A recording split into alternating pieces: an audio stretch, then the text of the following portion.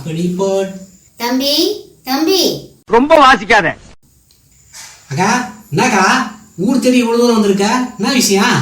டேய், இந்த டக்கால்ட்டி வேலையில என்கிட்ட வச்சுக்காத. எனக்கு ஒரு சின்ன உதவி ஒண்ணு செய்யறியாப்பா? உதவி செய்யணுமா? இந்த தெருவுல நம்மள விட்டா உதவி செய்யறதுக்கு ஆளே இல்ல. என்ன விஷயம் சொல்லு. அது ஒண்ணும் இல்லப்பா, என் வீட்டுல குழந்தை இருக்குது. என் பையன் சாப்பிடவே மாட்டேன்றான்ப்பா. ஒரு நாள் நீ வெளியே போன பாரு, உன்னை பார்த்து அதோ பாரு பூச்சாண்டி போறான், அவன் உன்னை புடிச்சுன்னு கூடுவான் சாப்பிடலன்னா அப்படின்னு சொன்னப்பா.